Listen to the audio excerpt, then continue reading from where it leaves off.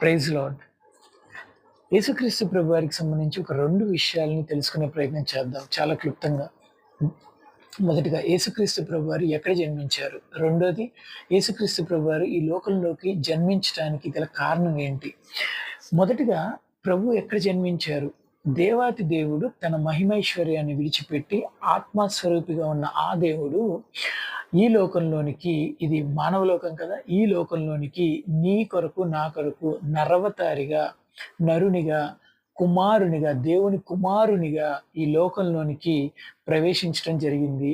మనం మత్తయి సువార్త 2వ అధ్యాయము 1-5 వచనాల్లో చూసుకుంటే ఎక్కడ జన్మించారనే దాని మీద చాలా క్లియర్‌గా రాసుంది. హేరోదు రాజు దినముల యందు యూదా దేశపు బెత్లెహేములో యేసు పుట్టెను అనుంది.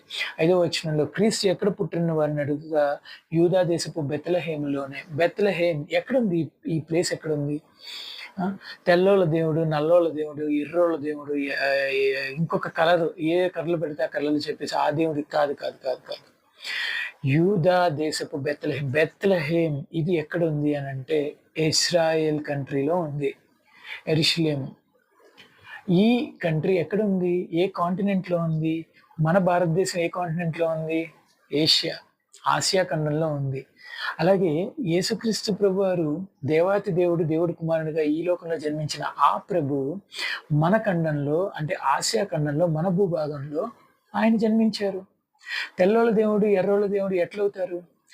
ఆ తెల్లోళ్ళు అంటే ఆ బ్రిటిషర్స్ కానీ, యూకే, యునైటెడ్ కింగ్డమ్‌కి సంబంధించినటువంటి కంట్రీస్ కానీ, లేకపోతే USA, United states of America గానీ, లేదంటే ఇతర అబ్రాడ్ కంట్రీస్ ఏవైనా ఔట్‌సైడ్ ఆఫ్ ద కాంటినెంట్ వాళ్ళు యేసుక్రీస్తు ప్రభువారు మన భూభాగంలో, మన ప్రదేశంలో పుట్టినటువంటి ఆ సర్వోన్నతుడైన దేవుని కుమారునిగా వచ్చినటువంటి ఆ ప్రభు, ఆ లోక రక్షకుడిని వాళ్ళు తలగా పెట్టుకున్నారు. వారి దేశాల్లో, వారి గృహాల్లో, వారి హృదయాల్లో.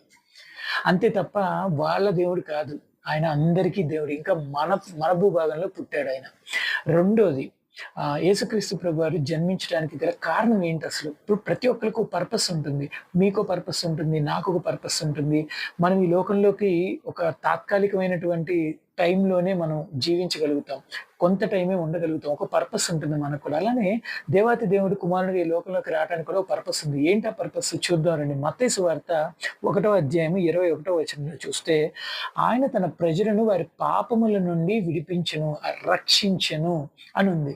అంటే ఈ లోకంలో దేనికొచ్చారు ఆయన? పాపులను రక్షించటానికి దేవాతి దేవుడు ఈ లోకంలోనికి నరునిగా దిగి వచ్చారు. ఇక్కడ నేను పర్ఫెక్ట్‌ని, నేను మిస్టర్ పర్ఫెక్ట్‌ని, మిసెస్ పర్ఫెక్ట్‌ని అంటే కాదండి. మనిషి